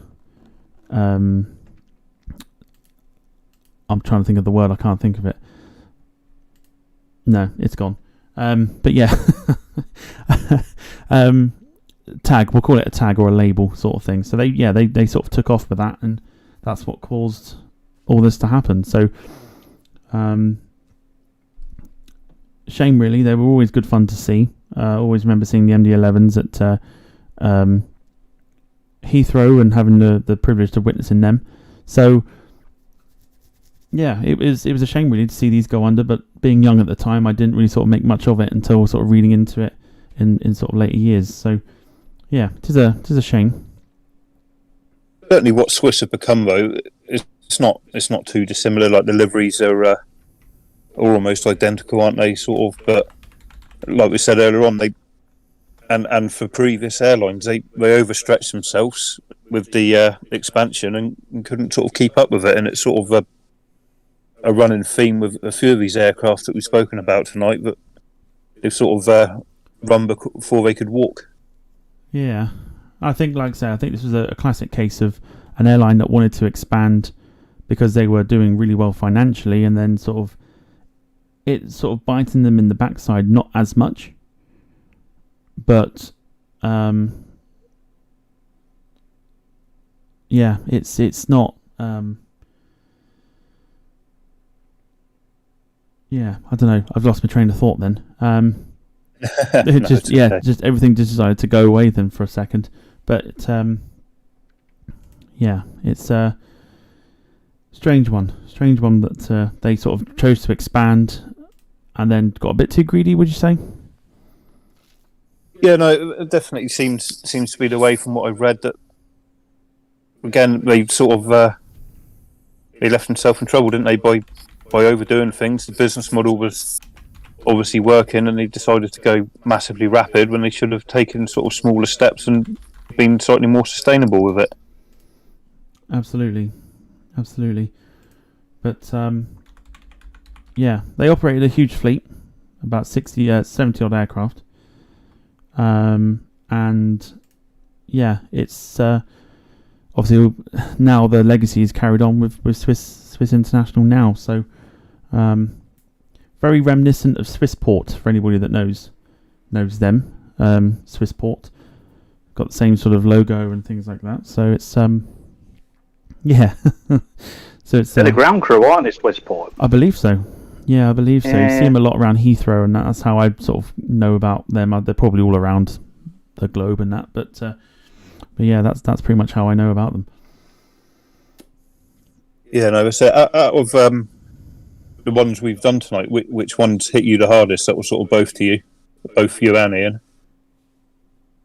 Say again, sorry. I'm going to say a Flybe. Yeah, I'm going to say a Flybe, just because from like I don't know whether you'd call it a selfish point of view. It's just because of the Dash 8. I used to love seeing them, and I still do. And out of all the aircraft what we've lost through these different companies, I think I'm going to miss the Dash 8 most out of everything, to be honest. Yeah, no, I was just asking Ian, which of the ones we've discussed tonight do you sort of miss the most these days, Tom? Oh gosh, probably Flybe, I think. Flybe would be the one, I think, just because of the experience that I've had with them. Then again, Thomas Cook, maybe, because they were such a prominent player. Yeah, I think I'd have to go for Flybe. Just sort of work takes me to Southampton quite a lot, and I used to see quite a bit of them around the place. So I'd have to say that Flybe were the sort of biggest miss for me as well. Yeah. I've actually got a Dash 8 drawing framed on my wall next to a Dash 8 safety card as well. That's framed and put on my wall as well. So very nice. Bit of a Dash 8 geek. Very nice. Yeah. Very nice. Yeah. But we've managed to get through with no technical issues. so we've done well. But yeah, so excuse me. That is going to sort of begin to sort of wrap up the show. But we will be here for another sort of 10 minutes, just saying goodbyes and everything else. Ian, do you want to read out just a few of the comments? Yeah, I was having a quick look now. Just lost my iPad. Yeah, Rob Brown. Swiss don't know about greedy, but they were unable to modernise and move with the times. Ultimately, it led to their demise. I think you could say that about quite a few of the airlines we've talked about tonight. They just all seem to go in one direction, don't they? And as they expand, all of a sudden, everything just sort of implodes back into them, doesn't it? Yeah, it's definitely been the case, isn't it, with a few of these? Yeah. I mean, like I say, there's being around and being sort of, what was that, like 10 years old when they sort of went under and stuff. You don't really understand it as much until you sort of dive deeper into it. So, yeah, maybe it's not so much about being greedy. Maybe it's just or maybe it's just my words that I chose for it. But it's the expansion without being able to sort of keep up with it. Maybe. Yeah, I've got another one here from Rob Brown. Defunct airline ambassador. Yes. I'm not aware of Ambassador Airlines, to be honest. I am. Yeah, they flew. Flew 757s. They had I want to say, and I think Rob Brown will probably say yes or no to this. I want to say it was like a blue and yellow livery. I think. I only know of them because there was a model floating around on eBay. Yeah. That's how I know it. Oh, okay, right. I'll probably recognise it if I see it, to be quite honest, but he flew from Tenerife to Glasgow with 4 passengers on it on the 757, and he got 3 breakfasts in a 4-hour flight, which you can't grumble at, can you? Yeah, can't be bad. Can't go wrong. Can't be bad at all. Yeah. Brilliant.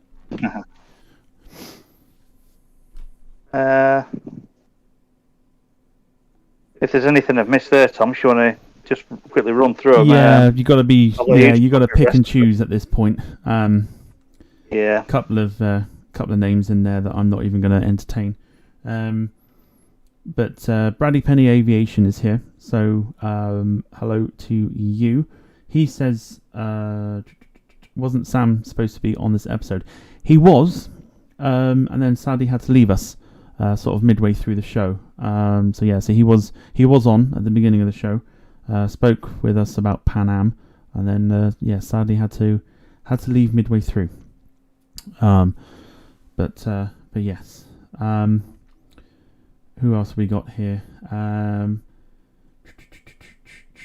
Rick, which I think is a Ric Flair parody. I've passed this up like 7 times. I couldn't believe the podcast is about airlines that no longer exist. I'm saying nothing because that means you have to read the screen, use your eyes. And Rob Brown Plane Spot, and I think so, blue and yellow livery, so I was right. I was just looking at a picture of one then on I just googled it, so I was correct on that one. But yeah, that will be everything for this week. It's been a lot of fun. We've managed to get through it this time, so I'm quite happy about that. Yeah, not a hitch at all, were there? It was fantastic. Hallelujah. Yeah, very good. So we've had a vote. We've had a poll throughout the evening as to whether we like the brand new A320 Neo British Airways livery that is adorning one of their planes at the moment. 16 votes, so thank you to those that have voted. And 75% of them love it, and 25% think it's ugly. Thank you everybody for sticking a vote into that. I'm going to end that poll now, so that'll be done. Just quickly, what do we think about the delivery? Because I'm still on the fence about it. I don't think it's right, but I want to like it, but I don't think I can. I like it. I'm quite a fan of it. It's like the cool colours, slightly vibrant, bit different, but it's still unmistakably British Airways. So I think they've done a good job, personally. Just me then. Just me then that thinks it might be a little bit off. I think they're following this suit from is it the Green Liner, which is blue, isn't it? That's got blue hints to it, hasn't it? So maybe they just, I don't know why. I don't know. But I like it. It's nice. Good stuff. A lot of people liking it as well. Rob Brown Plane Spotting likes it, so good stuff. Right. Not announcement time just yet. Barry Pavish, 1952. No idea who you are. Don't think you're a real person. So whatevs. So anyway, moving on. Next week's show we have got, and I'm probably going to butcher the name like Ian did, but we'll give it a good go. We have got Julia Zazniakov on the show. I think I did all right then. She is a aviation photographer, and we're going to be sort of sitting down with her, chatting about her adventures and her love of aviation. So it's going to be a lot of fun. And just as I've looked around, I've got what looks like a daddy long legs in the bedroom at the moment. So bear with me 2 seconds. Oh my gosh, go away. You're embarrassing yourself, Tom. It's only daddy long legs. Yeah. I know. Just carry on for a sec. Yeah. Shall we talk amongst ourselves, Ian?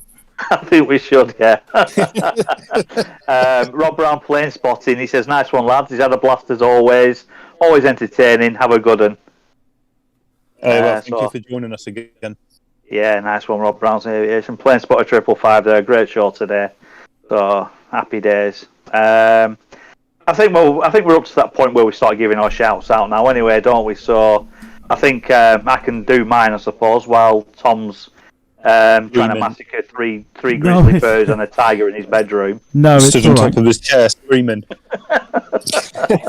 I can still hear you. Yeah. No. Basically, let's have a think. So the announcement that I mentioned at the start of the show, we mentioned last week about potential for merch, and after a lot of thought and a lot of chats with companies and stuff, the good news is in a couple of weeks' time we'll be getting some.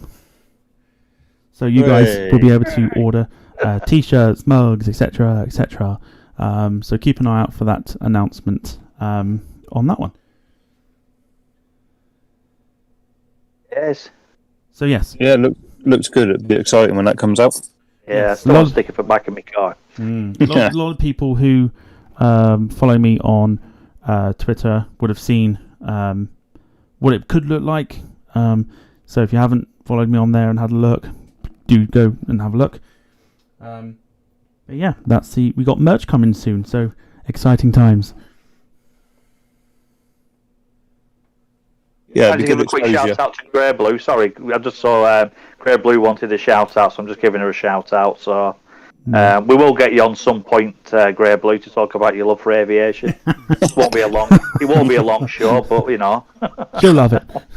We've got to please the masses. How was the Red Arrows for her yesterday? I don't think she saw him, Steve. she was sat on Snapchat in car while I was taking photographs. Unforgivable. Absolutely. Oh dear. No, that's fine. So this is the part of the show now where we do give our shout-outs. So Steve, we'll let you go first. Yeah, first out, obviously he's had to go on, but Samuel, thanks for coming on, and Ian, and a special one to you, Tom. It's a quarter of a century of episodes, and you've done a brilliant job, both whilst I was watching, and obviously sort of a privilege to be a part of it now.